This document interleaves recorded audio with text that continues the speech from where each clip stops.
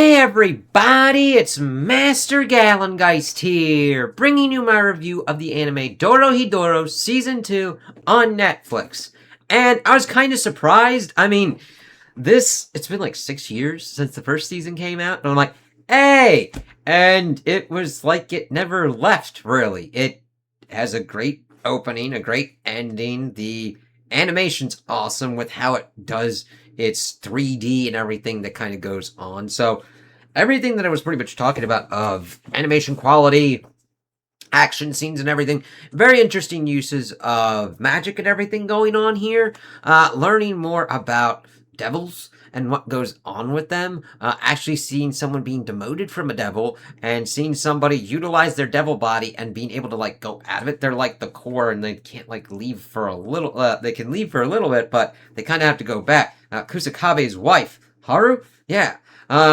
It was interesting to see her and what she kind of acts like as a devil, and then Asu being reprimanded for pretty much helping out Nikaido and getting pretty much carved out of his devil body, which, by the way, training to be a devil, you have to eat other devil meat? Like, from devils, so we see that kind of going on, and it's interesting that he kind of has to get that stuff when he's kind of trying to help Nikaido as she's training to utilize her time powers more effectively. And that was kind of crazy because we got a little bit of her backstory of why she doesn't really utilize her magic or wants to, because she did it as a kid and accidentally pretty much killed her family member.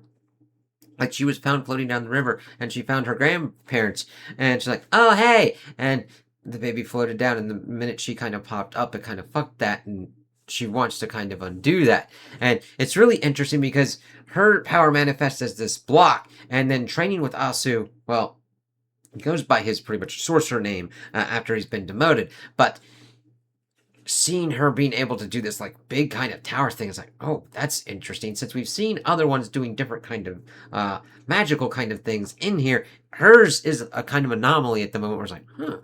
And of course does his mushrooms, which we get a lot of mushrooms in this season. We see that, oh god.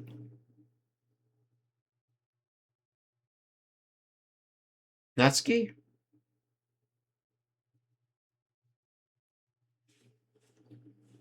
I think it's Natsuki.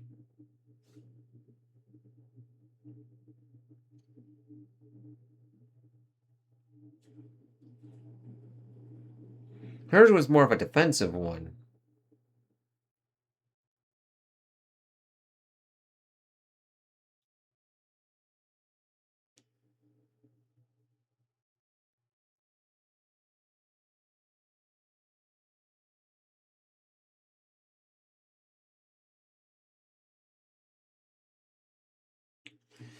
The other cross eyes. There we go.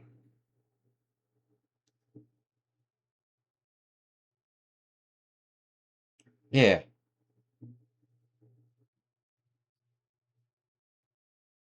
She had more of a kind of defensive one, as we learned through it, as it kind of made this kind of goop shell around her that she was able to use kind of effectively. However, that didn't last very long. So, we pretty much see Kaiman, Nikaido, and Natsuki kind of going around doing stuff with what's going on with Cross Eyes. We learned that the Cross Eyes are very much on the down foot and are doing the oddest of kind of jobs, having to deal with this lady that's coming on to one of their crew, and her accidentally being killed, and then taking over her shit, and that kind of happens a little bit more frequently throughout this season. Introduced to Risu, who he was killed by the cross-eyed leader, who we find out is this kind of other dude who's like, it's like this nesting doll of like Kaiman, the cross-eyed dude, because this one dude was friends with Risu, but then he turned into the personality of the cross-eyed boss, and he wanted the dude's magic and killed Risu. However, his magic didn't manifest until utilization of like the death thing, and it's like, what the fuck's kind of going on here?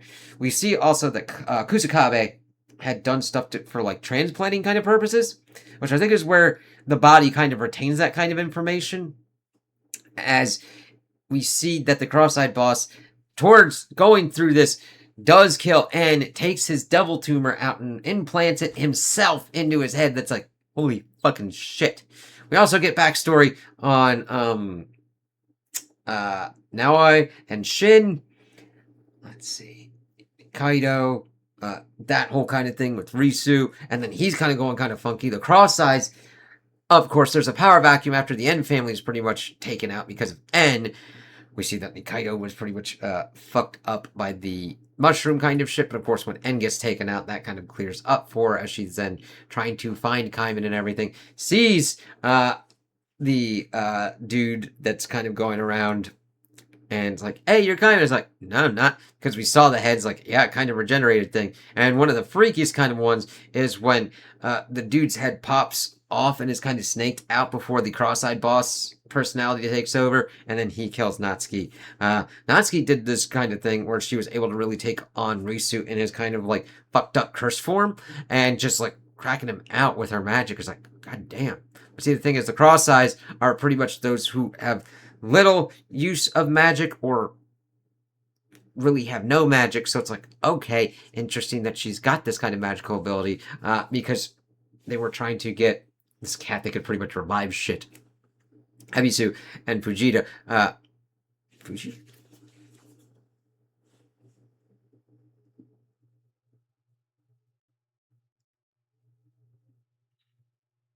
Fujita, yeah. We're trying to get it to bring back and revive N. And we get that kind of stuff happening. Ebisu got kind of fucked up, and Noi helped to kind of heal her because she was pretty much dead, but they were able to bring her back. But of course, she's now got this weird golden spike in her head, and she transforms at a certain bit that's like, holy fucking shit!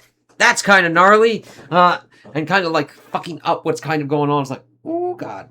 And we only get Kaiman for a little bit in the beginning of this season before, of course, his head thing kind of goes off. He then kind of comes back a little bit after he got injured, and kind of got his memories kind of back, but then he kind of like goes away as we get the whole stuff with Risu and what's kind of going on here. My biggest issue with this season is nothing that really is going on. I didn't know it was over until I like clicked in because I was watching it weekly and I went, oh, new episodes? Like, there's no new episode? And then I'm like, that was the finale? What the fuck? Yeah, that's my biggest issue. Like, I loved looking into the characters and what's going on with the world, and I was like, oh, okay, that was the end. It was like 11 episodes? Whereas the other one was, no, and then you got the OVAs. Let's see, 12 episodes. It's like, all right. I mean, I'm glad that we got a second season at all this, because out of all of them, this would have probably been the craziest kind of one to kind of pitch to have like a second season. But it's just this kind of weird, crazy, fucked up world that isn't as crazy and fucked up because you got those on top doing fucked up kind of shit to everyone. And then the O's just trying to survive, and then kind of like reversals and shit like that kind of going on. And I think they did get renewed for a third season. I mean, I don't know how long it'll take. Let me see. On the finale of the second season, the third season was announced. I don't know how long it'll take, but I'm down to wait. I like the weird, gritty quality of the animation and the world that kind of goes on there.